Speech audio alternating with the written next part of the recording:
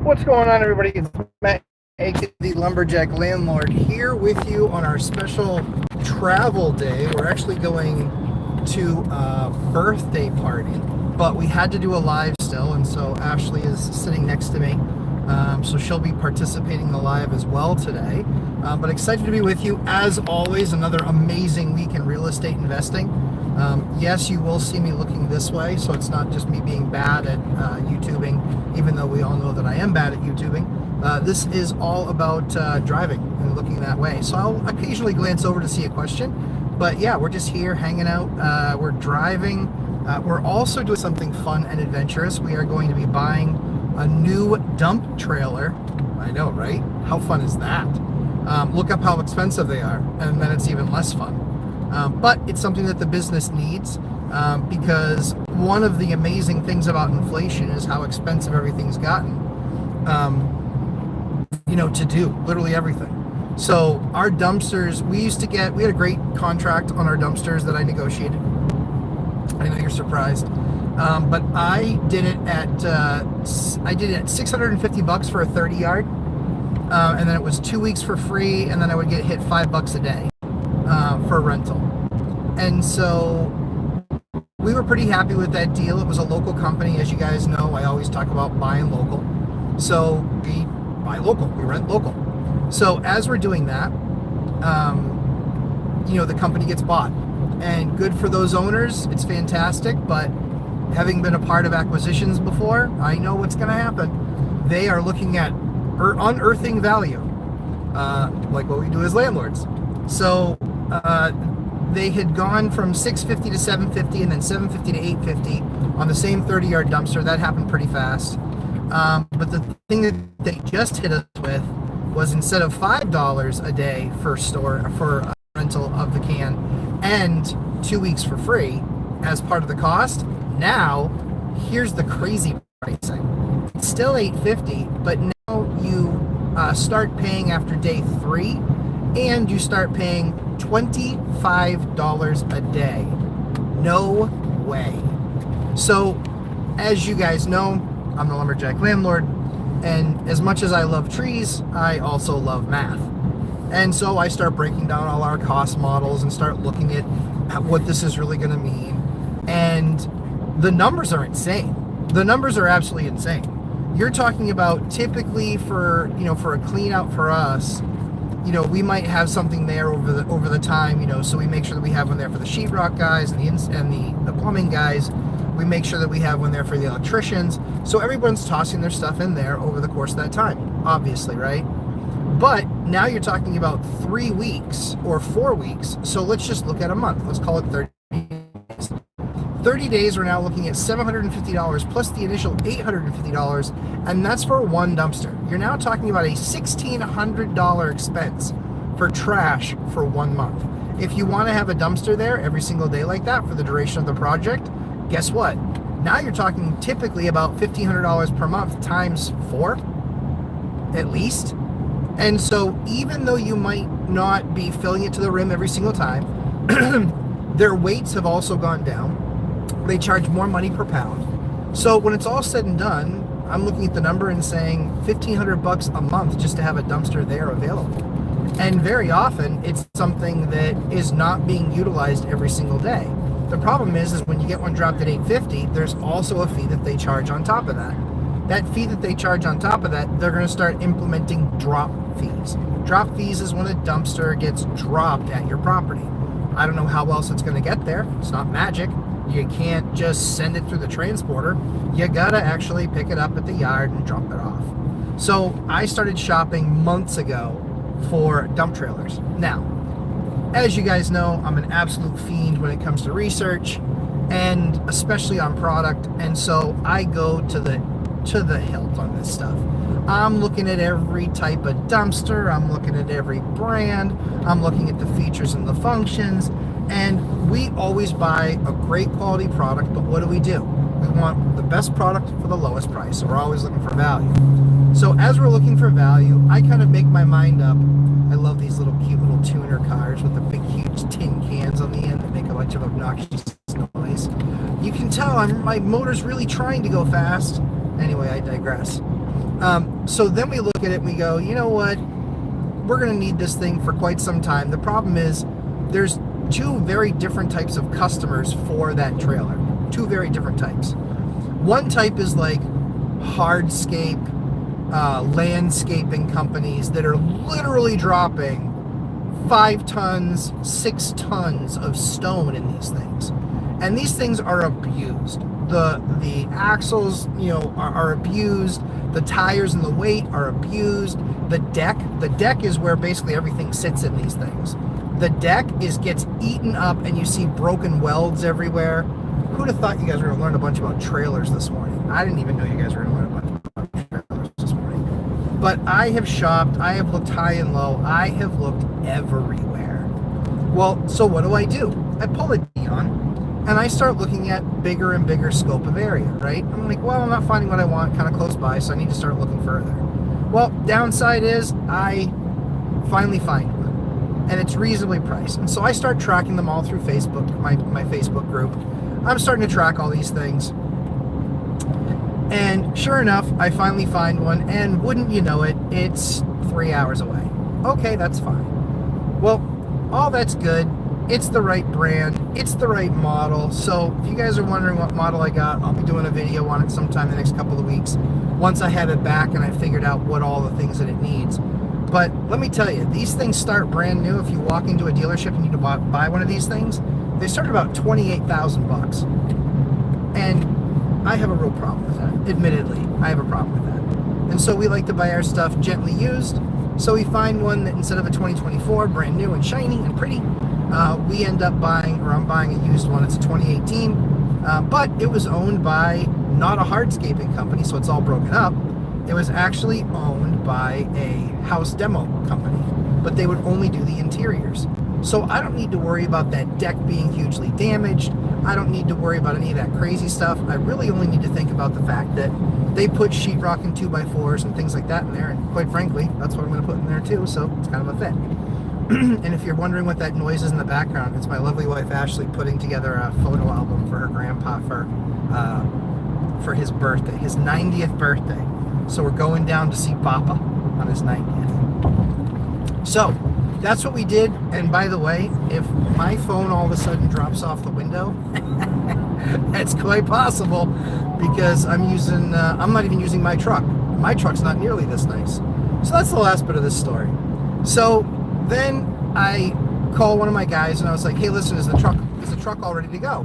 He goes, yeah. And I said, have we had any issues with it in the last, couple of weeks, whatever? He goes, nope, everything's pretty good. He goes, the only issue I had was towing that heavy trailer. He goes, the electronic brake mechanism screwed up. Of course I find that out. I have to make the call. Of course I find that out 2 days before. 2 days before I got to leave. So I'm like, okay. Time for me to find somebody that can do me a favor. So I go through that process, make a bunch of phone calls.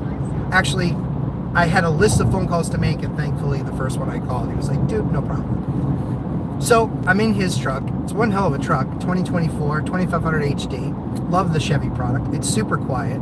It's quieter than almost every car I've ever owned. So, well done, GM, so far. I mean, we'll see how this thing tows because that trailer's a heavy mofo. Hold on one second. Am I just continuing down this? Yeah, I got it. Veer left to 95. Okay, but then I'm on that for a long time. Okay. Just making sure I'm not driving to the wrong place. I only want to do this trip once, and I certainly don't want to do any U's. But anyway, nice truck, 2500 HD, big truck, strong truck, and drives great. Yeah, this is 95. It turns into 95. I literally have to veer over this way to get off of 95. Yep, exactly. Thank you, Waze. We'll see if Waze porks me on this mission. It's happened before. But anyway, that's the deal with the trailer. So 2500 HD, we are in motion now, driving down there to pick up that trailer, then go to the birthday party, and then drive all the way home. Nothing better than a 3-hour drive each way for a birthday party, with the party being all of 3 hours. So that's a good time. That being said, let's get into some questions, and you won't see her on camera, but her voice is there. Hi. See, that's Mrs. Lumberjack. She's here as well, so she's happy to answer questions too. You just won't see her on camera because this stand is holding it and it doesn't matter that much. We just need our answers. So, good morning, everybody. Hey, BuzzTune, I sent you an instant message on stuff in Pittsburgh. I had somebody reach out to me. See, that's one of the perks. One of the perks of being in my course, and certainly in the boot camp, is when I know your market and what you're looking for, I get deals that come across my desk all the time from all across the country. And so, if BuzzTune would like to see something on those deals, I'm just going to forward it to them because that's what building a network looks like. So BuzzTune, shoot me a message back. Let me know if you want to look at anything in Pittsburgh. They're small multifamily, and I think it's an investor exit. So I think you might be able to get decent pricing. But again, the deal's on its merits. It costs you nothing to see it or to look at the numbers. And like I said, anytime I get something that's not in my market, I pass it on. So that's what I would do. So let's go to the top. Ron Zion, congratulations. Thank you very much. Brett, time for church. I'll catch the replay. Thanks, Brett. Agreed. Enjoy church. Way better, way more important than being here for sure. Lavetta, good morning. Good morning, Lavetta. Wealthburn Journey, good morning, Chester. Jackie, hey Jackie. Hello from Putnam Valley, New York. Super humid day. Yeah, it's gross here too. Jack, I feel like we have a lot of the same weather. Ugh, it's gross right now. Last week was super hot. This week has been super humid. Yesterday we had a couple days where it was just gorgeous. It was mid-high 70s, nice breeze, a little bit of cloud cover. That was quite enjoyable. Senya, good morning. Good to see you. Old REI guy. Hey Frank, how's it going? Robert Farnell, Hillmat. Finally got my lead cert on Friday. Oh, that's right. That course was then. Yeah. What was even better, Nick was teaching the class on some EPA some EPA goon. That's awesome. Got him to go on a Target for a 30-minute PhD lecture on landlords and lead. Very cool. That's awesome. What should I say in my email to Section 8 for a rent increase? And how to deal with the blowback at 2,600? Section 8 pays 2,743, and I want 2,800. Her portion is currently 590. She has a job. So what I would do is I would send them something saying, I would send something to your tenant, and then send a copy of that notice that you're giving the tenant. I give the tenant a notice. I would give them a notice for 2,900. I would send that to the housing authority. The housing authority will probably reach back out to you and say the best we can do is 2,743, let's say. And then I would be having the conversation with, I'm willing to come off of the 29, but I really need you guys to just pay a bit more. And then you'll have the conversation. Now, the gamble, as always, is that this person can very easily just go, all right, I'm going to move. That's what can happen. That's what is available to them. I've only seen that happen one time, but it has happened. So I always notify our tenants. We did how many yesterday? Or Saturday? Or Friday? Six? Seven? So we did 6 or 7. We did 6 or 7 rent increases Friday and Saturday. Those we did not binder, and the reason is because, frankly speaking, they're rollover tenants. They're not our tenants originally, and we need more units, and it's going to be a significant increase to them, but it's still well below market for them as well. So we're okay if they stay, and we're still offering under market rent if they stay. However, if they do decide to leave, then they've decided to leave. We'll get the unit back. We'll update it, and then we will actually then at that point get market rents. So the idea isn't to get them out and get market rent. The idea, honestly, is we just need to get further. We just need to get closer to market rent because they were so far behind. We have somebody paying $800 a month, 2 people working. They're paying $800 a month, and I want to say, what's that unit? Section 8 will pay $1480 for that unit, and that's Section 8, and it doesn't need to be a Section 8 unit. In fact, it's a unit that we can convert to a 2-bedroom and get $1970 from Section 8, Or we could get over $2,000, learn how to drive. Or we can get, it's the nice thing about being up and tall in the truck. Or we can get, over $2,000 a month if we go market, because it's got a nice big huge driveway, off-street parking, all the plowing's taken care of, nice little yard, deck in the back. It's a nice little unit. So our goal is to just get them up to closer to market rents, but they're still getting a deal. If they decide that they want to leave and that I'm ripping them off, or I'm a jerk and I increase the rent too much, whatever, that's fine. That can be your feeling. Factually speaking, I didn't. Factually speaking, you're still under market, and I was nice enough to leave you even still under Section 8, which is guaranteed money, as we all know. Section 8 is going to pay me guaranteed dollars, and I'm taking less than that? Why would I do that?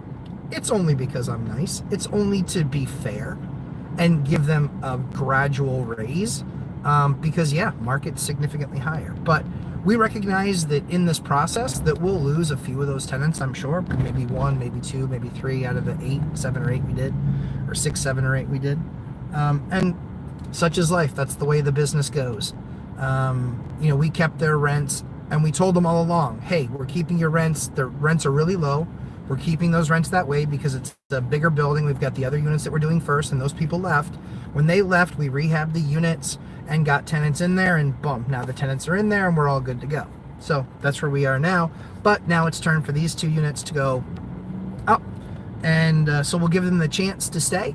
It just has to be at market. So hopefully that's helpful. BuzzTune, thank you so much for the super sticker, BuzzTune. I appreciate that. Is that a cat or is that a fox? I hope that's a fox.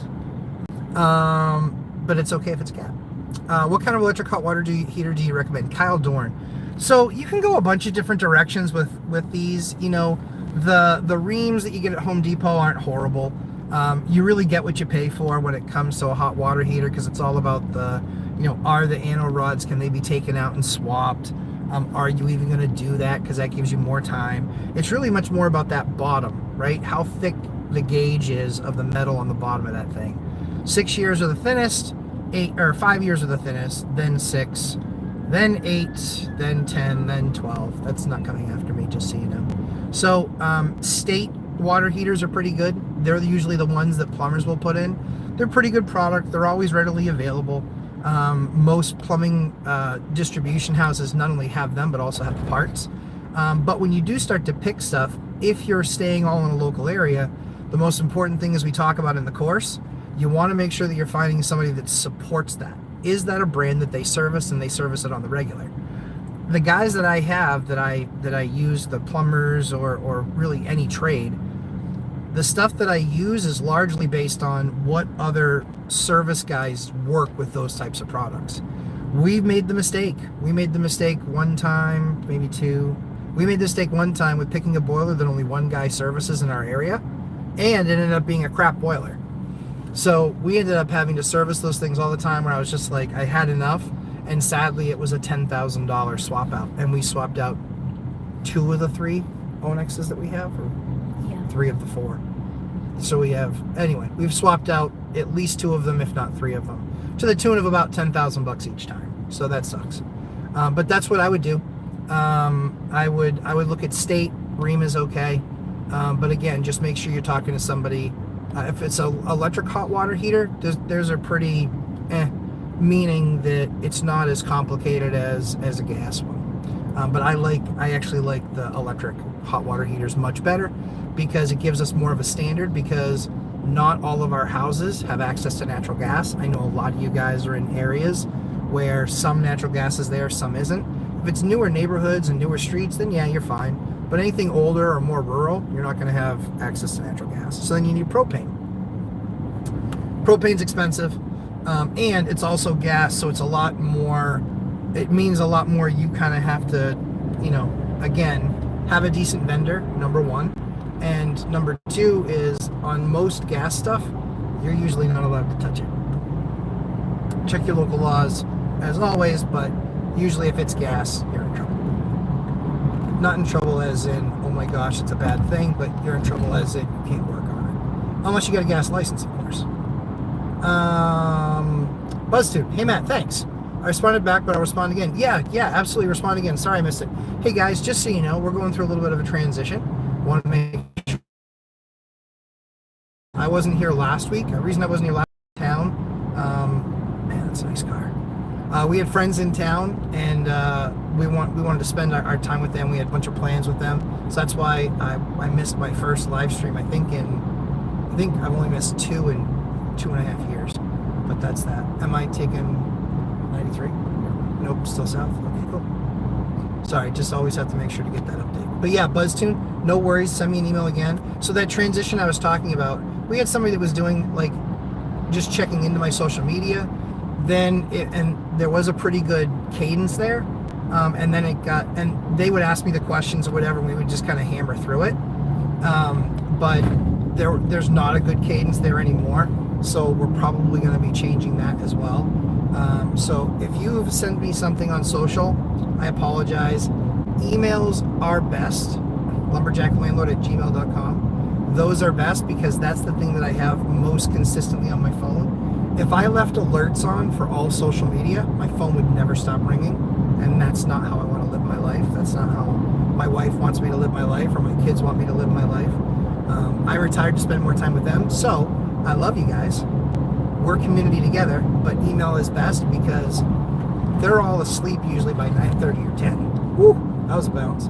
They're all asleep usually by 9:30 or 10, and that's when I can do a little bit of email stuff when I'm not writing leases. And June's our biggest month, so I wrote a ton of leases this month. So that's where most of my free time was to write lease writing. Let's see. Trade better. Morning, Lumberjack. Was curious about your thoughts on screen door replacements. They are surprisingly expensive to replace. They very much are. I've been told estimates are go away. Yeah, they're go away prices. You're exactly right. So there is one that we use when we have to do it.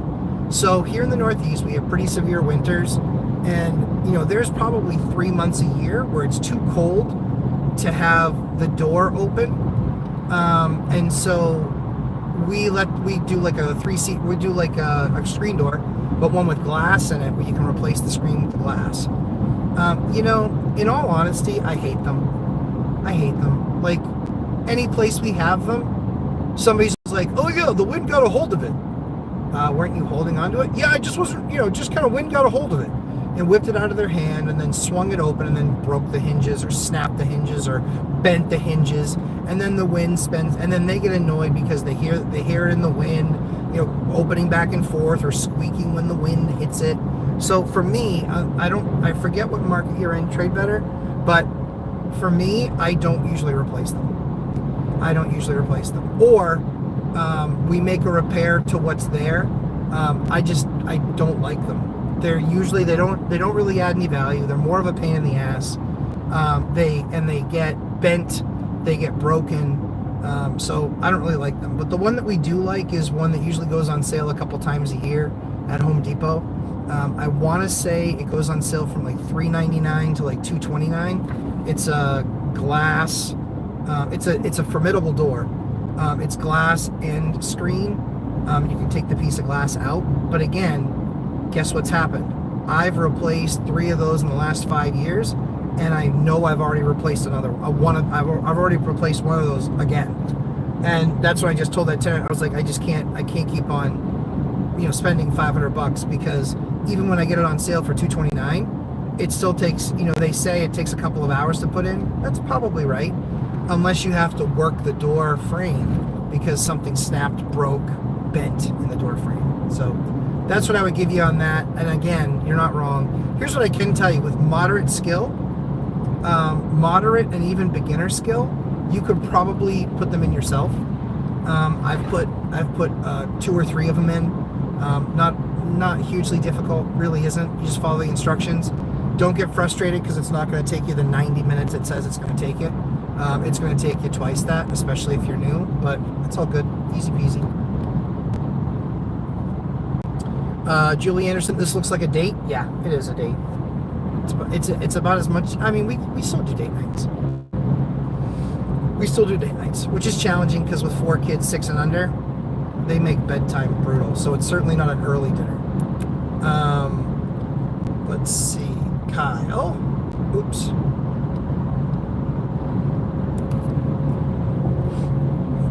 Let's see. It says, what LVP recommendations, what color? Stone Harbor Gray. Yeah, so pure white. Yeah. So I like LVP floors. There's no national brand I recommend anymore. That one company that we were using, their commercial stuff was absolutely fantastic. Their residential stuff was average, but their price was 30% under market. So that's why I liked their home stuff. Their commercial stuff is awesome. That was also about 20 or 30% less expensive than the market, but they went out of business. So what you're really looking for there is a wear layer, but I would try to find commercial floors, like a commercial LVP, not a residential LVP. Those products kind of across the board have gotten cheaper and cheaper and cheaper and cheaper in manufacturing, and they're kind of junky at this point. They just are. And so I like their commercial stuff. Also, if you buy a commercial floor and use it in a residential project, usually they will take the 15-year warranty and they'll make it 30. So just double check that. Make sure you're asking them, because obviously not every company and not every vendor does that. So hopefully that helps. And then as far as color schemes, I'm looking not for a gray floor because my wall's already gray.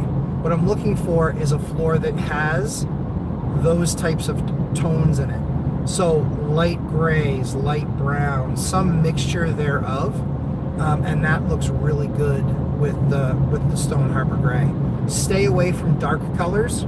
Dark colors show the dirt, and you want something with a kind of a natural pattern in it, and that will show a lot less dirt. There's a number of places that we go into, and the unit doesn't look that bad after somebody leaves, and then we mop the floor, and we're like, that's disgusting. It's because those earth tones and the grays, they hide the dirt and grime so well. So hopefully that's helpful to you. Julie Anderson, yes, a date. Hey Dion, what's up, pal? Dion Financial Freedom, Talk Financial Freedom. Every Tuesday night is his show. Sorry, just adjusting this. Every Tuesday night's his live stream. Oh, that's actually something else. We're going to be moving the live stream. I'm going to be putting out a poll. Feel free, please participate. Cybertruck, that's kind of cool. We're seeing a lot of Cybertrucks here now where we are. They released the Hounds. But we're going to be doing a live stream. We're going to give you guys options, but we're going to get away from Sundays. Certainly with my kids and everything, and going downstairs for a couple hours and teaching. And what we want to do is we want to actually do kind of like a late night idea, where that way on the East Coast, everyone's chilling out, kids are in bed, and West Coast, people are home, they've eaten dinner, and if they want to kick this on and have it in the background and be able to ask their question, that's helpful too. So we're kind of that's kind of the approach that we're thinking about doing. It'll be, one of the ideas is kind of having it a little bit later. But yeah, I'll do a poll this week and everyone can chime in and tell me how awful my idea is. And I don't mind. Hair Care Kuwait. Hey, Hair Care Kuwait.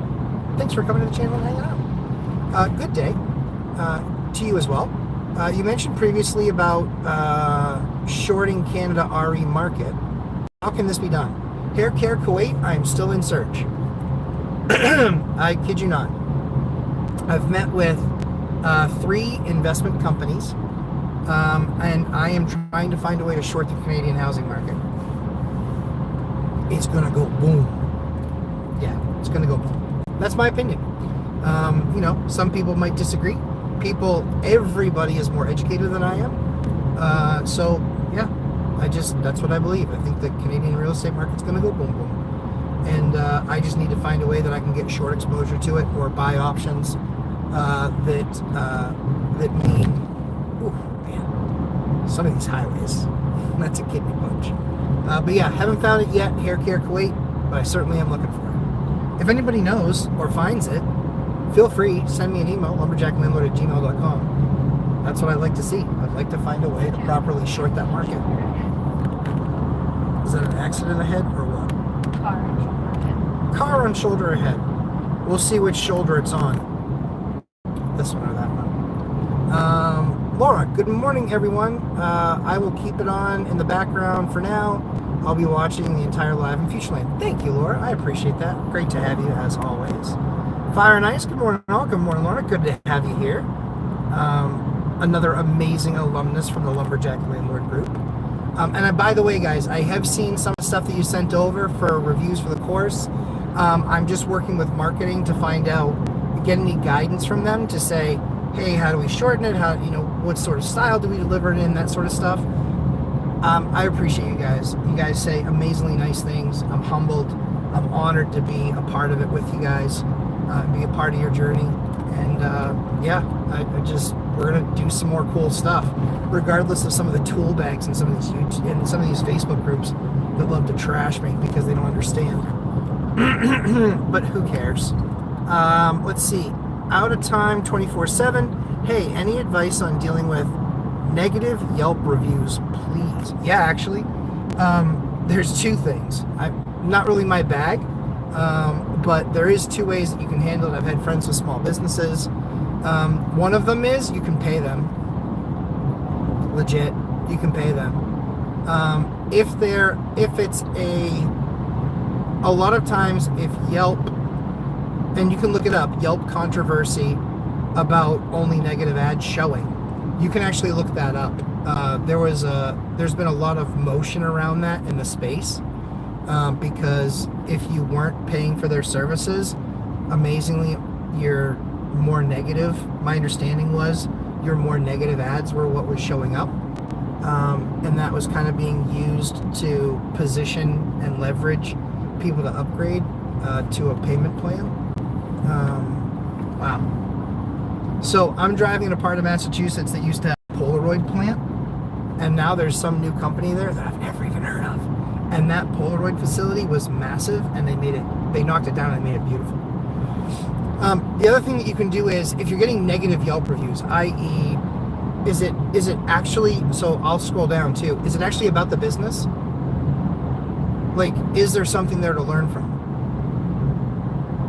I read almost every comment on my channel. Now, sometimes it's just people being thirsty tool bags. That's fine. Sometimes they actually have a critique that's worth listening to. It's pretty rare, because I just come to you exactly the way it is, and anything that I'm sharing with you is based on experience. It's what I'm doing, and what I've done for sometimes as many as 23, 24 years. It depends on what kind of Yelp reviews they are. If they're negative but they're honest and they're right, then I would engage with that person and talk to them about it and understand that experience. That's what I would do. I want to know about bad experiences people have. I listen to bad tenants sometimes. Sometimes they're a good tenant, and they're just like, we feel like that should have been fixed faster. Maybe it should have been. We're not perfect. We fix stuff pretty fast. But yeah, sometimes that happens. Somebody broke a door, and they thought it should have been fixed within 24 hours. It wasn't a door to their apartment. It was a door to their bathroom. So it's more critical than a bedroom door, less critical than an outside door. However, it was something you can clearly tell was whacked pretty freaking hard. So we'll absolutely do that. But when that's reported on a Saturday, I'm not making somebody come out and work a Saturday to fix that, but they'll be there Monday. And they'll take care of it. So let me know down below, out of time 24/7. Let me know down below if what kind of reviews those were. If that first Yelp answer didn't help you. Hopefully it did. Let's see. Illinois REI. When you say writing leases, how unique are each of your leases? Great question. I assume they would be very similar, and making a new one would be quick.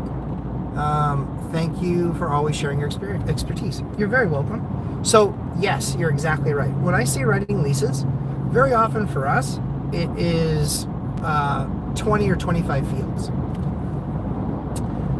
For us, it's a process though. So, and this is pretty streamlined. It's as streamlined as I kind of want to have it until we start using AI to update our leases with new tenant information. So when we get new tenant information, it can be credit scores, bank scores, or bank records, deposits. So when I say writing a lease or doing a lease, I'm talking about all of those activities. So I'm talking about reviewing their credit. If there is a credit issue there, asking why it's there, because we treat medical differently than we treat anything else. That's the first thing. Secondly is looking at their pay stubs, really just quite frankly kind of doing the math and saying, okay, based on this many roommates and this much this, you gotta remember a lot of our stuff is roommate, or we have a bunch of stuff, not a lot, but I'd say a good percentage, 20-30% that's roommates. So we have to balance them with the other roommates. That's the first piece. Then we use digital. Everything we do is digital. So DocuSign, it's all digital. So we actually load up a lease, and then I go through it. And there's maybe, I mean, the rent field's always different. The move-in date's different. You know, what terms we've agreed to. If it's like a 2-year lease, 1-year lease, if they're allowed to have a pet or not, the number of adults, number of kids, names there, that sort of stuff, you know. But yeah, for the most part, like I said, it's probably 20 to 30 fields, I would guess. And so for the most part, it's pretty repeatable. But if we're doing, let's say, I just did one that was 4 roommates. Took an hour, you know, because it was all 4 roommates, review of all their financials, review of all their bank accounts, all their bank records. It was then getting all of the information about them into the new lease, and then also then that getting updated into the system, which Ash usually does, getting that stuff all updated in the system, and then sending them an invite through the system to actually do their deposit and potentially pay their first month's rent. So yeah, so I don't want it to seem like I'm spending 7 hours every time I do a lease, but we can if they're a brand new tenant, it's an hour. If they're an existing tenant, it's 10 minutes, because we'll still send it out through DocuSign. And I haven't loved what DocuSign does around templates. And I think it's a combination of what they offer and my not being an expert at DocuSign. I think it's a combination of the two, honestly. By the way, I'm seeing on my screen 36 people are in here and only 13 likes. I mean, only a third of you like what you're hearing right now. That's brutal. I've got this person behind me that wants to pass me even though I'm driving 80. That's crazy. Passing the TripAdvisor corporate building. That's a pretty cool building. Christopher Ramsey, good morning, sir. Fire and Ice. What's up, Lumberjack? Where are you driving to? Good question. I'm driving to lovely oceanfront Rhode Island for a 90th birthday party. We're going to go smash at the birthday party. It's just going to be a blast. It's going to be just a joke. There's very few people coming. The one thing about 90-year-old birthday parties, it's not like they have a ton of friends that show up and hang out. I know. Funny and rude. Sophia Lane. What's up, Lumberjack? How you doing? Let's see. Basilio, how's it going, my friend? Good to see you. Good morning. Fire and Ice. Any advice on long-distance tenant who signed a holding fee, okay, and deposited money, but haven't heard from them since June 20th after sending them the move-in paperwork for DocuSign? I tried text and call. What was the holding fee? Was it a deposit, security deposit, or was it just like $100 or $200? It was a couple $100. I'd be marketing that unit like you read about and just try and get it rented to somebody else. If it was a full deposit fee, I would then just basically tell them, hey, you know, we're going to use your, we need to hear back from you. And what you'll really know is in the next couple of days if they don't pay rent. If they don't pay rent, then you just, you know, let them know, hey, listen, whatever, it appears as something didn't work out, but you did have the department on deposit. We'll use that for this month's rent. We'll start remarketing the unit. But I find a lot of times just kind of finding a way to kind of cut that cord. If you only took a few $100 deposit, I hate that idea. No offense, Lorna. Fire and Ice. I hate that idea. Only because you have to follow all the same rules and you only have a couple $100. So, yeah, don't love that. So I would be very clear, text and email, letting them know, hey, we gotta hear from you on this. Oh man, I wonder what he has for a suspension setting on this. It's a little bit of a punch in the kidneys. Sophia Lane. I just want to say thank you for the peroxide idea for the cat pee. It worked amazing, and wire brush brought up paint splatter on the stone floor, sealing it now. So very cool. I love that. I love that the tip worked. Where'd that say I'm getting off at? You just continue at 95 south for 5 miles. It's just gonna be right. Okay, sounds good. That's awesome, Sophie. I'm so glad that worked. Thankfully, we've come up with a lot of crazy, weird concoctions that we've tried, and most of them fail, and then we finally find one. But yeah, Sophie had a really cool. A lot of them were done in the 60s and 70s and early 80s, which was a stone and slate. It was a stone and slate floor, a concrete and slate floor. So they would pour the concrete. And what they would do is, while it was still wet, they would take pieces of slate and put it on top. That's what they would do. And then they would just slide it in just so it was the edges were just submerging in the concrete. It was kind of a cool idea when concrete was super cheap. And when people didn't mind the purple and the red and the green and the stone inside their house. But some of those are cool original features. So we had a couple houses that had that in it. One of them we actually ripped up, the other one we left the same. And so if you use the hydrogen peroxide and the baking soda, it will actually pull the ammonia that's in cat urine. It will pull it up to the surface, and then it will crystallize in the baking soda, and then you can vacuum that up. So it actually works pretty well. And then sometimes, when they would do that concrete move, some were better at it than others. You can get paint on that floor. You can also have some leftover concrete a little bit. What you can actually do is you can take a wire brush to it and it will come up. And because it's stone, again, don't use too bad of a wire brush. But because it's stone, it usually won't scratch. It will take up what you need to take up. So, yeah, that actually helps. Booger Fart Boy. Still love that name. Good morning to you, sir. Good morning to you. Man, the sun is not cooperating with me reading all these questions, but that's okay. We'll try. Thank you, Lumberjack. Have you ever had long discussions with Mrs. Lumberjack about big, unexpected costs? I'm having discussions with Mrs. Trade Better. Good for you. Doesn't mean that the property was a bad deal. Oh yeah, for sure. Ashley, you can talk about that if you want. This one? Yeah, okay. Do you want to talk about that? Us having had conversations about a big repair in a building not making it a good deal. I'm trying to think of specifics right now, but I know we have conversations all the time about big repairs. I know that a lot of times when you buy a building, you know some repairs that are going to be coming down the line. Sure. So you already have that cost built out in your head or in your numbers. Like when you talk to me about the deal originally before we buy it, you usually have that set in. And you'll say, we'll need to do this in X, Y, or Z, or probably around this time, or, or it's a positive, we can pay a little more because this was already done. So think about because this is my part of the business, Trade Better, and and I'm sadly the one that sees something blew up. Ashley, it's really funny. Ashley gets really nervous when she has to tell me that something big or expensive broke. It's kind of funny. She starts to sweat a little bit.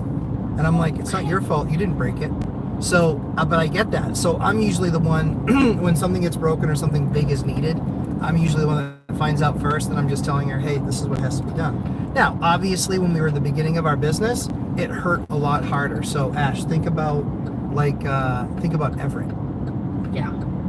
Like when the contractor ran off with the rest of the home improvement money. Yes, something like that. Or that was not funny. Or think about as far as improvement goes, when we bought that house, the furnace there was fine. Oh yeah, and then it just die. When we bought that there, the furnace was fine, and it was checked out, and it was good. And and it was only about 8 or 9 years old. It wasn't old. And so we were like, we kind of had it in the book, like, look at that monster truck. That's awesome. Sorry, shiny toy. But when we looked at it, the heating system was good. The heating system was totally good. Oh, thanks guys for hitting the like button. I appreciate that. The heating system was good. There was no reason to budget to replace it. It was good. It was only 7 or 8 years old. So usually out of that type of system, we get 20, 25 years. We had it cleaned, and you know, they had to make a little repair to it. But what was it, 2 years later? Yeah, like a year to maybe 2. I thought it was a year. Yeah. Then just the internal chamber just cracked. Yeah. Something happened. The internal chamber literally cracked and disintegrated. Like, what the hell? And so, what was that? Like 10 grand or? Oh no, we did because we converted. Yeah. Yeah. So that system swap was like $12,000. That was 12 grand we just didn't have. So that took a pooling of resources and a lot of stuff. But we had to replace it. And when does that stuff fail? Doesn't fail in the springtime. Doesn't fail in the springtime. It's a heating system. It fails in the winter when it's working and being overworked. You know? So anyway, so it didn't make that deal that we did a bad deal. That being said, there's a couple things that you might be able to learn from it because I don't know the timing on it. There's a couple of things you might be able to learn from it. One is, what is it that failed? What's the repair? And was it something that was missed when you were making the acquisition? I've been very open about it. Used to not scope sewer pipes. I used to not scope sewer pipes, and that's like a $300 scope. Well, guess what? Now, in every building, I scope sewer pipes. I got once, and I got hard. You know, I got to the tune of, you know, $8,000, $10,000. I got hard. I got bad. So, so look at it as, how quickly from purchase did it fail? Was it something that was missed on inspection, either by the inspector or by you? What of it failed? Make sure that you're keeping an eye on in the future. But again, to that end, it doesn't make it a bad deal, and here's why. Yes, the cost happens right now. Absolutely, the cost happens right now. But let's say it's a roof. Well, when you repair that roof, it's good for 30 more years. You don't have to worry about it. When you repair that heating system, it's good for 20 more years. You kind of don't have to worry about it. So that's when I talk about I talk about acquisition, stabilization, optimization. You know, optimization is getting through the phase where it's like, okay, I've done all the big stuff. I've done the roof. I've done the heating system. I've done the windows. I know that it has good insulation in it. I've done those things. I've optimized it from the perspective that now this asset is likely, with minimal maintenance, it's just going to perform for me. And over the next decade, I'm going to enjoy rent increases with my mortgage being exactly the same, and it paying off all those big time repairs. And probably appreciation of the asset. Yeah, appreciation of the asset certainly is good, but as you guys know, we don't invest for appreciation of the asset. That's just a byproduct of the fact that we're buying appreciable assets. Bonus. Yeah, exactly. Just a bonus. It's all about the cash flow. But yeah, a lot of times that cash flow is there and then there to pay down some of those things. As you get bigger as a landlord, make less effect, because now it becomes like managing a portfolio or a fund where you're actually taking those repairs and spreading it over, you know, owning 10 units or 12 units or 20 units or 50 units or 200 units. So for us, I remember it used to put us in, you know, in fear when we would have to do a big project like that. But now it's just like, well, we gotta do that. Like, so that helps you. Out of time 24/7. I have a few saying, I'm an angry asshole, and all I care about is money. The property was, all I care about is money. 3 years old. I would actually, I would look at one of those Defender places, because I don't know how they clean it up, in all honesty, because I've not had that happen. So I don't know how they clean it up, but I know that they can clean it up. The other thing too is that if you find that they can't clean it up, reach out. If it's 3 years old, reach out to that person. They probably still have a profile. And if they still have a profile and you can reach out to that person, just say, hey, I know you had a bad experience 3 years ago. I'd like you to try it again and give me honest feedback. You just have to take the honest feedback. Sometimes that's good, sometimes that's bad. But the other thing too is that you can't be everyone's cup of tea. No one gets that more than me. I know I have people that hate me. Wasted energy. I just don't think about them. And it's not like I'm, I just don't think about it. Other people's opinion of me, unless they actually know me, or I've worked through some problem with them, whatever. There's a lot of wanters out there. Thirsty. Mick. Any advice on setting up a trust? My father is getting up there, yeah, and asked me to start the paperwork to streamline the inheritance of his property to myself. Yeah, so in the course we actually just did. Mick, are you in my course? If you're in my course, you'll have access to the video. If you're not in my course, I'll still answer it. But there's a video there where we actually talked about trusts for about an hour and a half, 2 hours with an attorney who's a trust attorney. But one of the best things to do is look local. Make sure that they understand exactly what the goals are of the trust. And most importantly, make sure they understand you. That's the biggest thing. You want to make sure that they understand what you and you're trying to accomplish.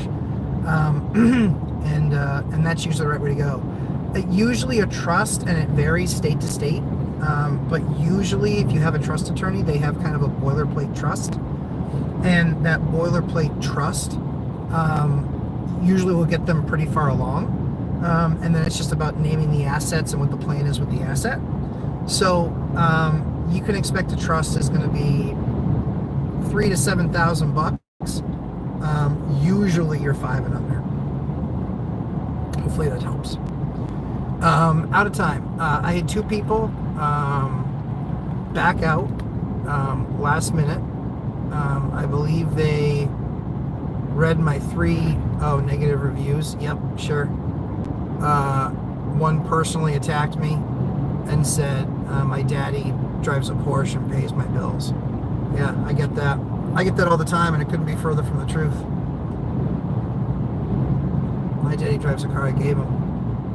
Yelp is horrible. It allows weaponizing reviews. Totally agree with you. Not only by angry customers that might just be friends of a customer that did that. Kid you not. But I would first contact Yelp and understand what their requirements are. Then I would talk to like a Defender type of company program and understand how they do it. And like I said, I think on the other side of it, I would also, if it's something like that, like daddy pays my bills or something like that, you're not flipping that person. They're still angry. They're still frustrated about it, probably, because people are petty.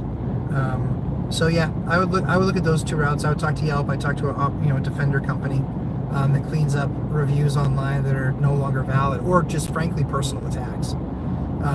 You can rate my business all you want and the service that we provided, but the fact that I have a beard and that I'm fat, that's not really, or that you think that my daddy pays my bills, it's not germane to the business at all. So a lot of times you can get that stuff cleared up. Christopher Ramsey, I've been rambling so long I don't know what you laughed at, but I appreciate the laugh. Full deposit, move-in date 8/1. Yeah, so that's great. First of all, fire and ice, awesome work. I love it. Full deposit. Second thing is, you just got to give them time. And I can tell you, we just had this happen too, which was kind of weird. We had a military guy that literally just zipped, and he was like, I want it, and we were like, we sent him the lease, and he signed the lease, but I won't sign a lease until I get a deposit, usually. And so, kept on after him, and then 3 days or 4 days before he's supposed to move in, hey, is everything all set for me to move in? Sure, everything but your rent payment. Is he still paying, by the way? Wow, he's still paying too. That's cool. Let's see. Yeah, love that. Fire Nice, love that. Laura Samaniego, Sophie Elaine, thanks for sharing the review on peroxide and wire brush. I'm adding them to my tips list. Thank you, Matt, for sharing. Very helpful. You're very welcome. Sophie Elaine, if you guys haven't followed her yet, she's going to be on the show soon. She's just very busy. But if you haven't followed Sophie yet on Facebook, I mean, she's busy, very busy. She does a lot of stuff. But I know how she handles her business, and so I know that she's a private lender too. But she's also a landlord, owns a ton of her own property, and also wholesales. It's not a bad person for you guys to have in your Rolodex. I'm just saying. William Severn, terrorist beard. I mean, it's kind of kempt. It's not crazy kempt, but it's kind of kempt. Martin Properties. Morning, Matt. Howdy, y'all. Hey, Josh. How are you? And the missus. Robert Family. I am convinced. Sorry, I had to navigate the road for a second. I am convinced stabilization doesn't exist. My properties are all nonstop problems. I promise you stabilization exists. So let's find out. We'll play a little test. Ash, when was the last time we did anything at Main Street in Somersworth? 388. Don't give the addresses. Oh, sorry. Well, okay. Sorry, we Yes, that one. You gotta be a little more specific. Yeah, what was... Same street. When was the last time we did anything at that property? Oh God. 5 years ago? Yeah, maybe. So Yeah, maybe. that one's 5 years ago. What about Union? Since we had Since the first turnover when people moved in. Since the first turnover when people moved in, I think we did. No, we haven't done anything since the first turnover and people moved in. That was it. Yeah, that's 4 years. Yeah. I can keep on going like that down through the list, but the key is that we did work, we got it up and going, we got stabilization, and that's where we wanted to get to, which was good tenant, solid product. But I can go right down the list and do that. I do that, but I'm afraid that Ashley will keep on naming addresses. I won't do it again, but you gotta be more specific. So yeah, the reason I ask Ashley is because she's the one who sees the ledger. So she's the one who sees, so I might order the work and spec the work and get the right contractor and get the contractor paid. I do all that. But Ashley's the one who sees it all in the back office going into the system against the different properties. So there's a ton of properties that we have in our system that only have rental entry on them. And that's obviously the goal. So that's what I consider to stabilize property. So, and when we say haven't touched the property, let's talk a little bit about what that means.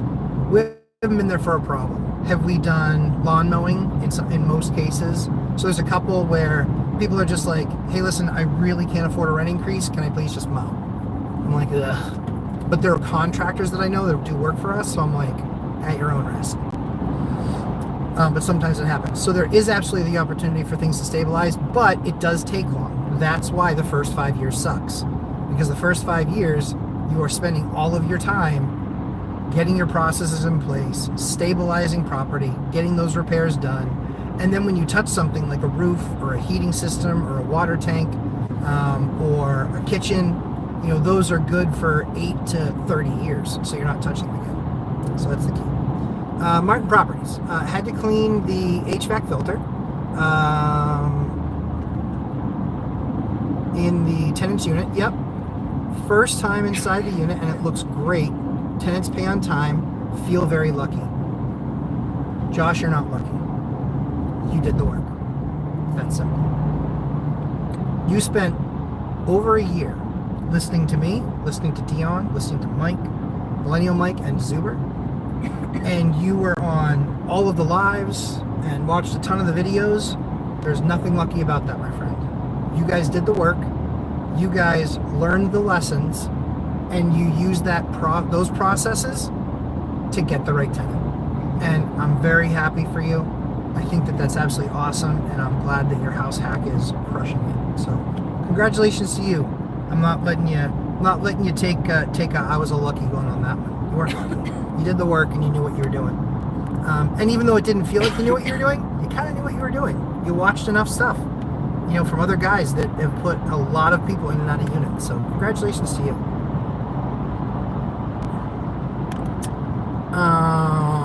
Let's see. Laura Samanigo, Matt, thanks for explaining the difference between stabilization and optimization. Of course, my pleasure. That's a bright color. I replaced both central units in the duplex. Yeah, and water heater. The money came from the reserve account. I mean, Laura, that's about as good of a story as you can have. You had the reserves to do it, you were able to do it, and you got the result. But here's the even better part about that. Now, as that reserve account builds, maybe the next thing's the roof, maybe the next thing is whatever, a rehab or something. Maybe it's profit taking, After you get to a certain point, you've made those adjustments, you were able to get those things done in that unit. But now the beautiful part about that is you just took one of the big ones off the list. Those HVAC units, I mean, we've got some 15 years old. We just replaced 2. And so that was some money. But again, money was there out of cash flow, thankfully.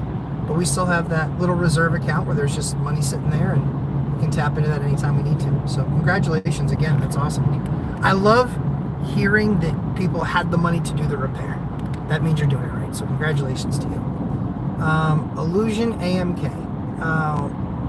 What you need to do is give out beard tips. Wash it, comb it. That's about it. Wash and comb. Super low maintenance. I do not use beard oil. Yeah, I don't do any of that stuff. Wash it, comb it, check. That's it. Sophie Lane, thanks, Matt. Appreciate you, Sophie. Like I said, private lender, landlord, so she knows where you're coming from. Does Section 8. That's why she's gonna be on the show again. Not just because she's Section 8, but because she has 3 or 4 things. Robert Finelli. Luckily, 0 interest rate credit cards. You're killing me. Main problem is service meter arrived 3 months early, not ready for $3,000 expense now. Man alive, I wish my service meter would show up 3 months early. I kid you not. My service meter for the jail project, do you know how expensive that one piece of equipment is? What the dear Lord. That one piece of equipment, that service meter with the bank of sockets, that one is $9,000. And here's the best part. They told me I was going to have it in October or November. What the hell? October, November? And so I was like, well, don't really love October, November. That's not really cool. Because that will keep us from opening. So that will be a delay solely based on equipment. And we actually ordered that thing months ago. So that's a little discouraging. But the good news is they told us if I paid them a 35% premium, they would have it to me in 60 days. I literally am thinking about that. That means that I would have it the end of August, early September, which means it wouldn't delay us. So I'm kind of thinking about it because I have to look at what it's going to cost me to delay opening. But only if I know all my other projects are done and I'm good. Only if I know that will I pull the trigger and spend more money. I'm not going to do it just so it can sit there. That might make me go nuts. So anyway, Oscar, welcome. Construction on road ahead. Thank you, Siri, or whoever you are. Ways. Oscar, have to go, Matt. You and your wife are awesome. Thank you guys for your time. Oscar, you're welcome. It was a pleasure as always. BuzzTube, Mr. Langworthy on Zuber's school, and Mrs. Lumberjack is the brains behind the dream team. Yeah, sometimes she is. Sometimes she is. That's very true. We're a good team. She has done. She does. It was a rough go in the beginning, and now she's amazingly better at running that part of the business. It's really good. So I hear her on the phone now with like Eversource or with the water department or whatever, arguing a bill, and I'm like, that's awesome. She's really good at it. So yeah, so it's good. Fire and ice. It takes an act of Congress to get utility company to do anything around here. Same here. It's obnoxious. I literally, and Ashley can attest to it, it's pretty tough to get me to lose it on a customer service rep because I know exactly who they are. They can't do anything about it. They're just the one catching the garbage. And so I'm really good about it. But if they start making excuses for their company, then I go nuclear. And so we'd waited 9 months. I kid you not. We waited 9 months for temporary power at one of our projects. 9 months. I had to go buy a generator, work off, and everyone had to work off the generator. 9 months. Ironically, and everyone's pointing the finger at the other division. No, construction has to do that first. No, customer service has to do that first. No, account management has to do that first. And it was nonstop finger pointing. And finally I was just like, nope, we're getting to the bottom of this. And I finally get a guy on the phone, and he's like, well, you just have to do a work order. I said, everybody stopped me from doing a work order before. How is that possible? What happened? I said, I literally just called him out, and I go, okay, sounds good, do a work order. He's like, you want me to do a work order? I go, yeah, you just told me that's all I needed. That I've wasted 9 months being told the different things to do. Guess what he did? He did the work order. He did the work order. I had somebody there 48 hours later. And I made quite the impression on him. I apologized 3 or 4 times before I hung up. I said, I'm really sorry I was yelling at you, but you got to understand, I'm $9,000. I'm 9 months and $15,000 into this project just on not having temporary electric. That sucks. That sucks a lot. But now we're good. So Lorna, or Fire and Ice, I know exactly what you're talking about.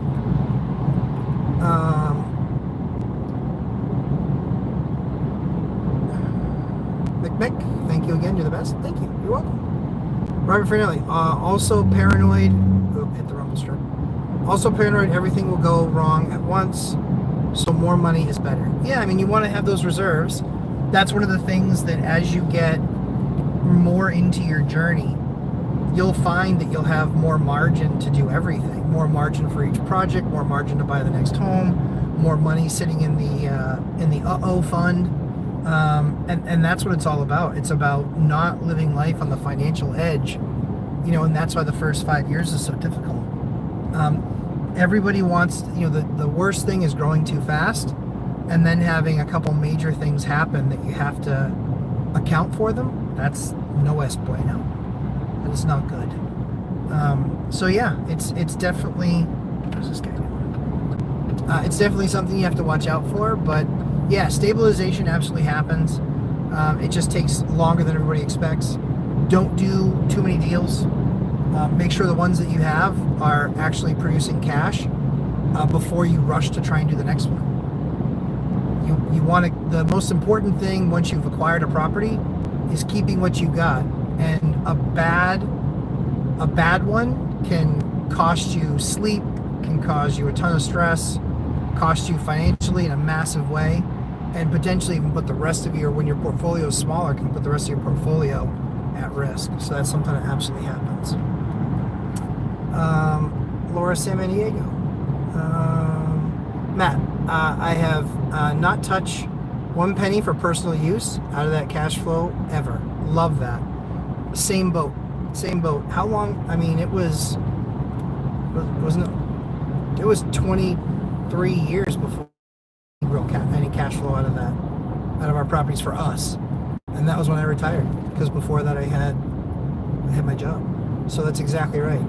Yeah, terrified of doing that. Totally understand that for sure. I want to retire in 1 year. I love that. I am part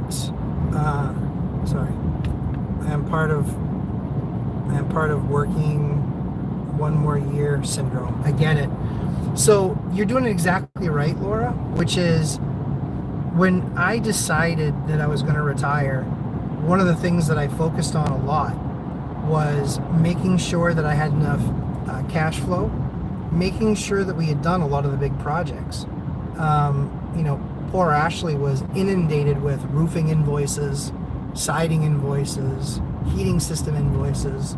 I mean, we spent a lot of money. I want to say we spent over $1 million last year on properties. She said it was bad. It wasn't bad because, no, I know what she's saying. But it wasn't bad from the perspective of it was timed. We spent $1 million last year, money that we had saved, money that we put aside for maintenance, not emergency fund, acquiring some additional properties, but spent $1 million last year, and that was roofs and siding and windows and floors and kitchens and counters and paving driveways, you name it, we did it. But I wanted to do that when I still had my income from my job. So what was really funny was all the money that I made from my job last year actually went into properties. Because we wanted to make sure all of the big stuff was done. What's really nice is this year, have we done another roof yet this year? I don't think we've done a roof yet this year. Not this year. No. So we haven't done a roof yet this year. We're 6 months in. 7 months in, sorry. Or 6 completed. We're 6 months in, haven't done a roof this year. We're going to do our first one next week. I mean, it's a small one. We haven't done a heating system. Haven't done a heating system. This was a good winter for us. Yeah, we've done a couple of hot water systems. So all of that money that we spent last year really worked for us, but we had it to spend, and that's a big part of what we're doing, right? Is creating capital so it can sit there. So I think you're doing the right thing by not tapping into it. Once you're retired and that thing continues to grow, then you can decide, hey, you know what? I've kind of done a lot of the big projects. I've done the roofs, I've done the landscaping, I've done the whatever, I've done the siding, I've done the windows, I've done the heating systems or AC systems. But once you get past that, it's kind of like, okay, all the big stuff has been kind of handled, and there's still a big chunk of money in there. And that's why when we get to, hey, I've got, the $50,000 emergency fund there, it's not nearly enough to cover all the buildings if something went wrong everywhere, but it certainly is plenty to be able to cover something where, if cash flow was off or whatever, that we could do some repair that we needed to do. So that's really important for sure. Tracy, I'm new here. Hi, Tracy. It's really good to have you. How many properties do you own? I own 52. Do you rent by the room? That's what I'm into now. So we do rent by the room in some cases. We do it a little bit differently than others because we want that joint and several liability of everybody being on the same lease. But we do a lot with college students. The big thing about rent by the room, and a lot of people don't tell you this, is that you have to be zoned for it. And so most of these cities, it depends on where you're investing, but it's good to have you here. A lot of cities are starting to crack down on Airbnbs. And once they have that task force together, the next thing they're going to be cracking down on is rent by the room. Because if you look at Airbnbs and then rent by the room, it's actually one of the biggest issues that cities have. It's weird, but it's true. So what's interesting about rent by the room is they have designations in my state, they have designations in a lot of other states that are called, it has to be considered what's called a rooming house. There's other towns or provinces or parishes as well, or counties that say, hey, we don't allow more than 3 people unrelated to be in the same house. So just make sure you're compliant. But yeah, I'm with you. I love rent by the room. I think rent by the room is fantastic because it does give people access. One of the things that you should probably look into, Tracy, is something called an SRO, which is through Section 8. And your Section 8 housing authority might have a number of 1-bedroom vouchers, and you can actually combine those vouchers with each other and then rent out, as an example, a 2-bedroom to 2 1-bedroom vouchers as opposed to a 2-bedroom voucher, which actually makes you about 50% more money. There's extra steps in there involved, of course, and it has to be something that's approved by the housing authority, and they have to do it. It's just it has to be approved by the two people. You can't force them into living with each other. That's not what it's there for. But hopefully that's helpful to you. Is this a pred catcher vehicle? I mean, I guess so. We caught you. So I guess it is. But yeah, Tracy, welcome here. Happy to have you. Pred catcher video. That's pretty awesome. How's your mom's basement? Nice view? Only the well in the window. So, yeah, but Tracy, love to have you here. Great question. Check on the rooming house thing, because what we found is that can vastly increase the value of a property if you are allowed to do a rooming house there.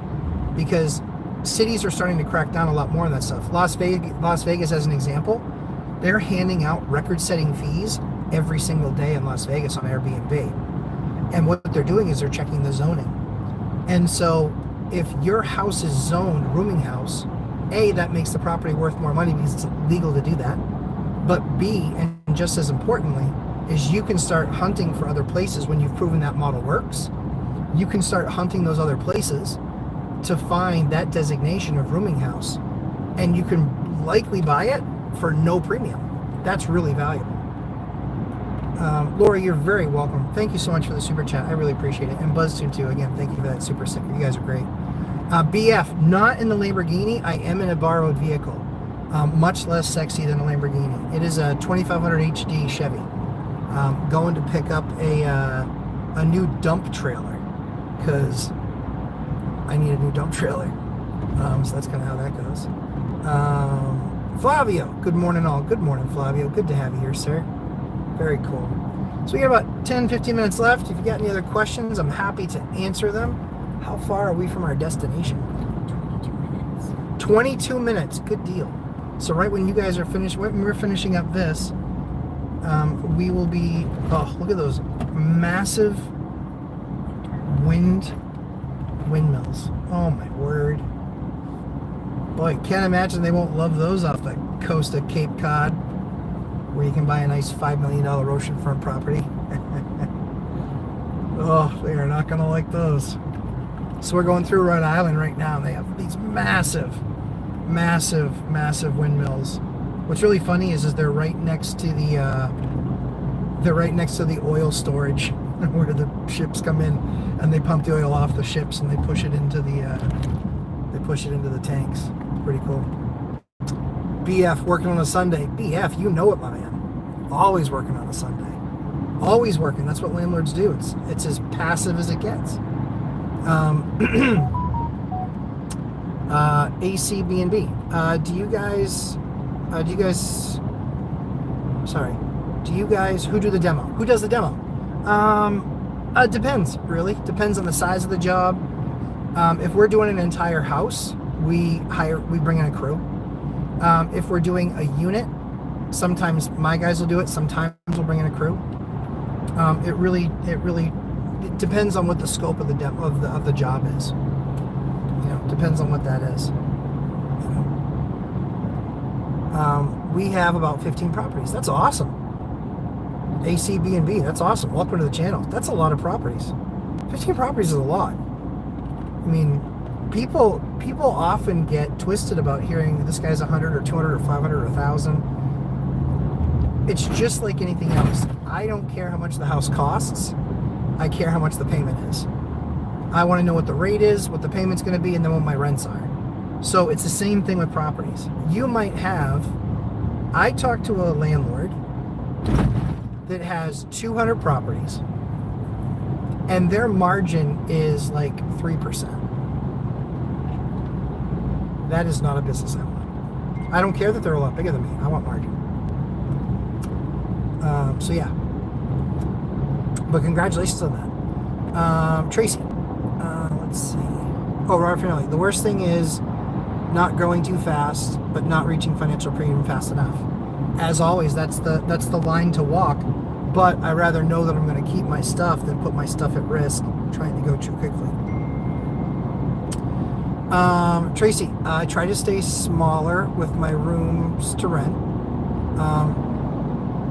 I just buy a house where I can stick to the zoning Yep, 3 or 4 rooms. Yep.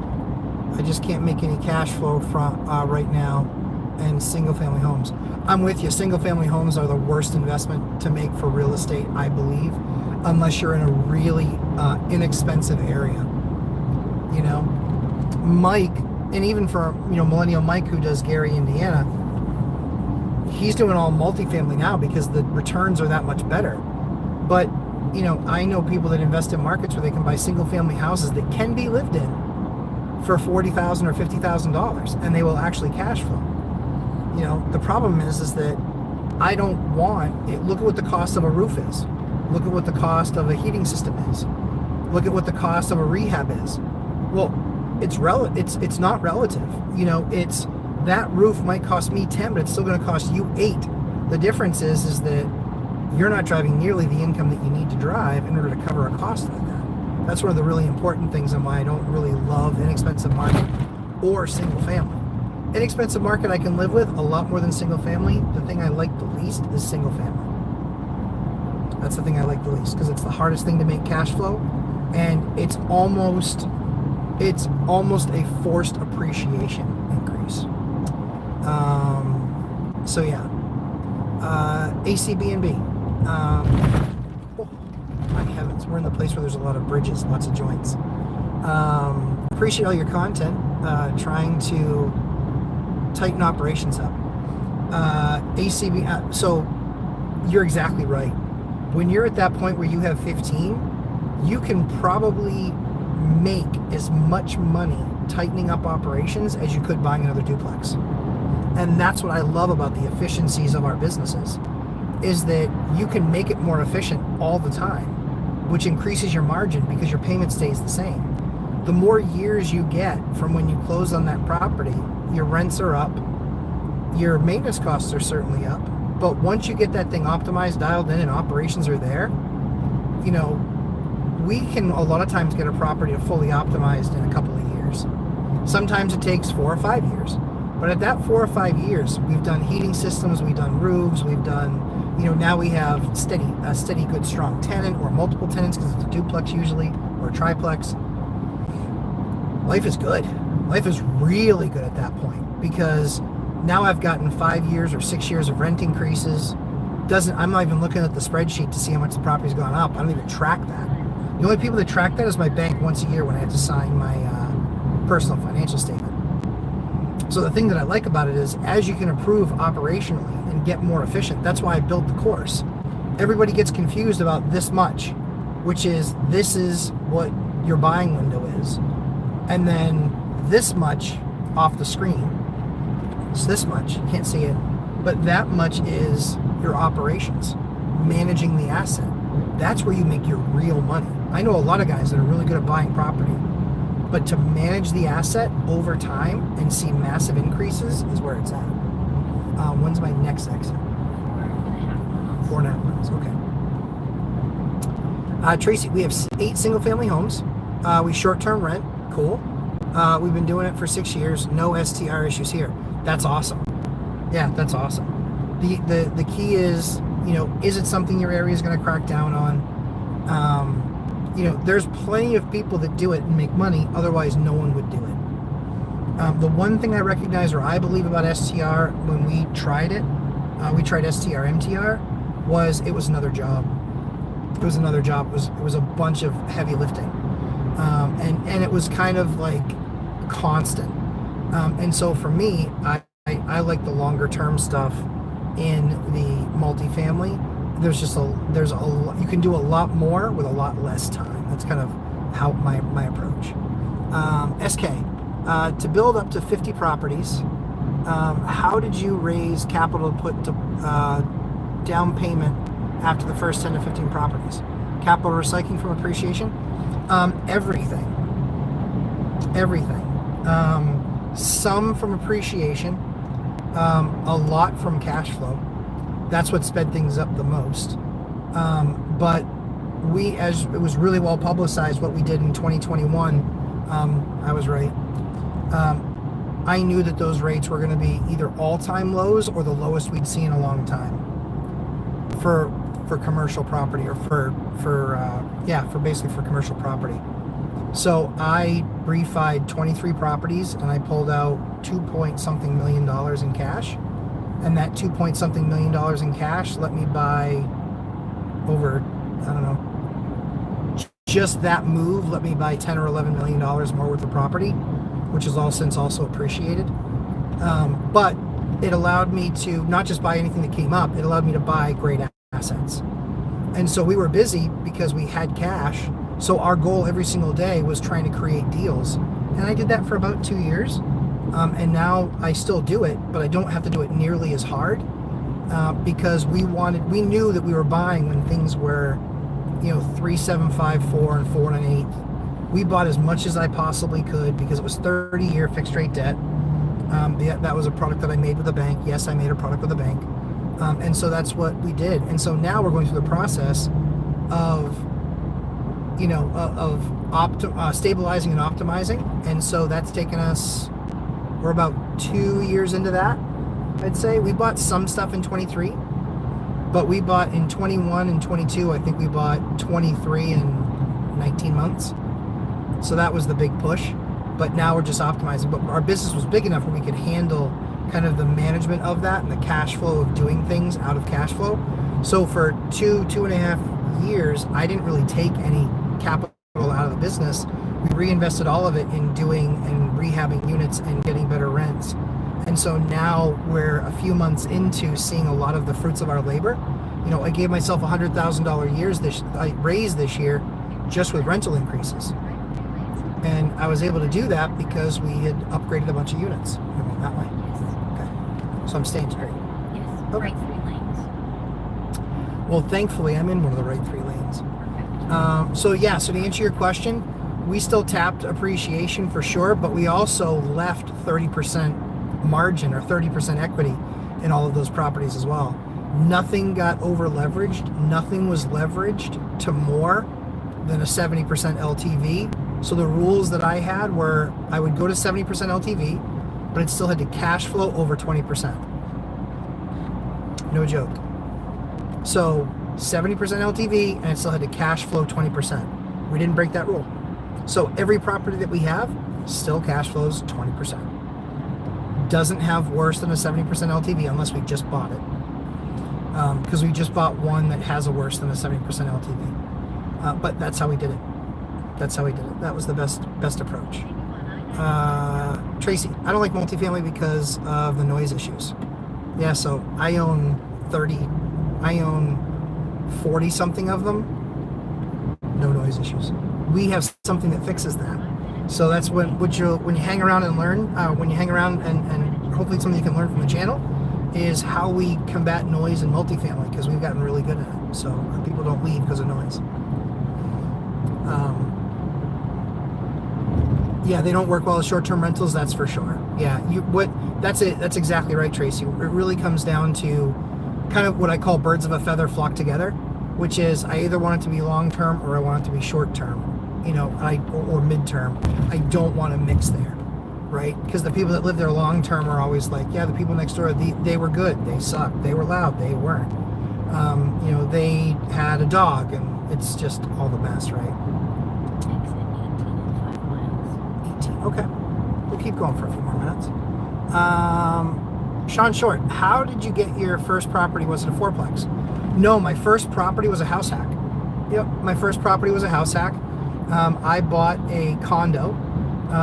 That's why I'll never buy a condo again. I bought a condo, and I bought it with a buddy of mine who had signed a lease. That was the only way that I could afford to buy it, and it was a house hack. I lived in one room, he lived in the other. I used the lease that I got him on to help me qualify for buying the place, and that's what I did. So that was my first one. My second one was a single family house. My third one was a triplex. My fourth one was a triplex. My fifth one was a waterfront property, campground, not a camp. Yeah, a camp. And then my sixth one was a single family house. My seventh one was a duplex. My eighth was a duplex. Yeah, I can keep track of all of them because I lived in them, all of them. And then, that's how the business was built. let's see here.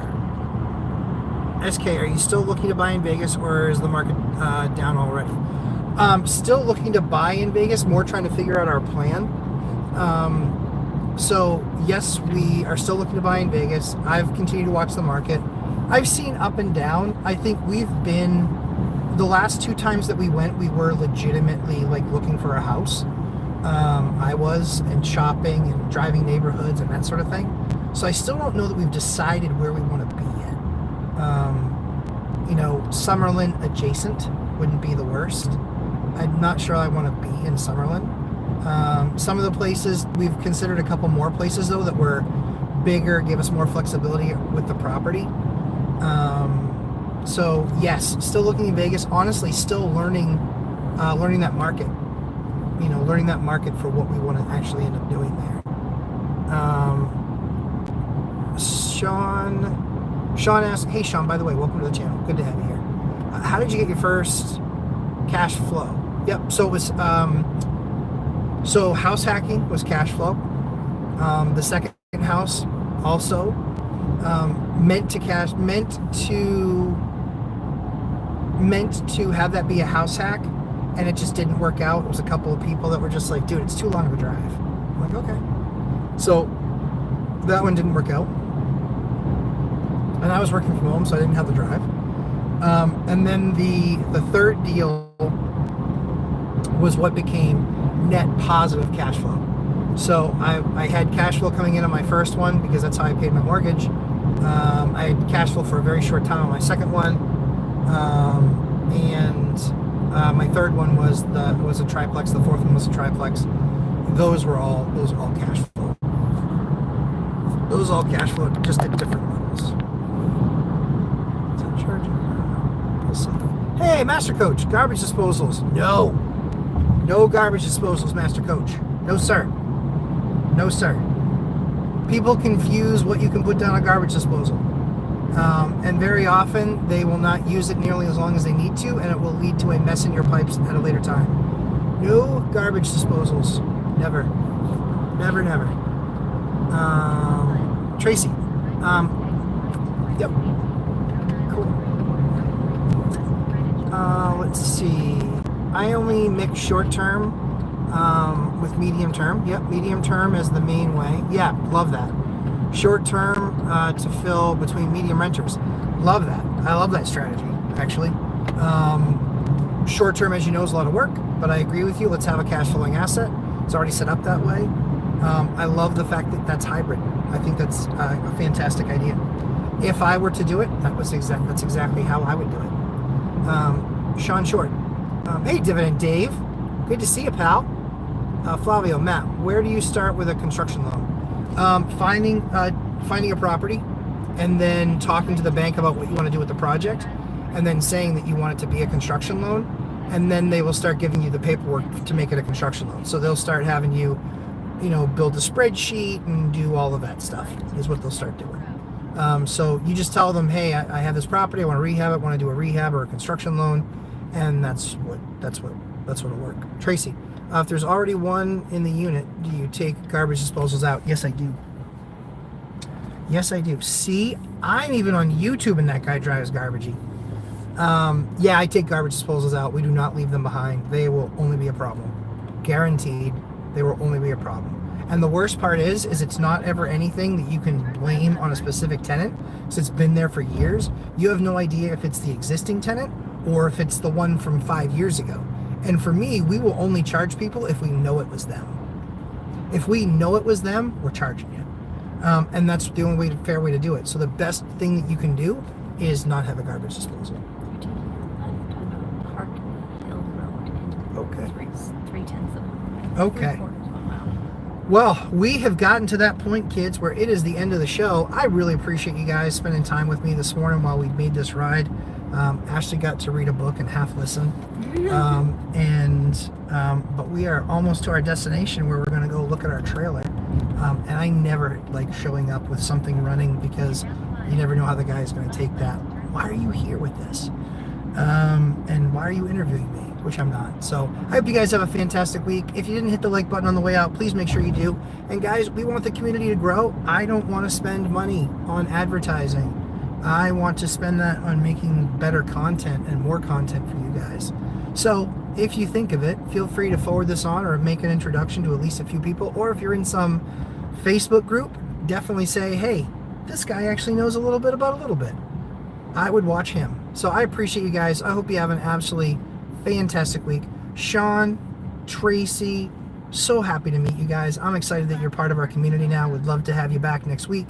But yeah, hopefully you guys learned something today. Have a fantastic rest of your week. And like I said, I think you guys ask great questions. That's why I make myself available every single week, and this will never go away. I get told all the time, like, no, you need to find a way to monetize it. I hate that word, by the way.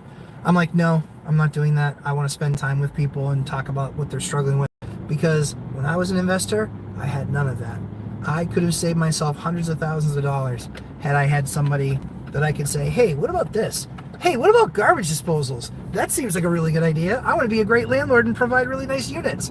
And they would have told me, you got rocks in your head, man. And then now I got to tell everybody that they can't do garbage disposals because I did them and they do not work well. Right. We get crushed. So I hope you guys have an awesome week. Thank you so much. Hit the like on the way out and forward to a friend. And like I said, new folks to the community this week, we loved having you. Hope you guys have an absolutely fantastic week. And now I just have to kind of figure out how to, end the stream, because I don't really know how to end it. But we'll figure that out and just don't, this is quality YouTubing right here.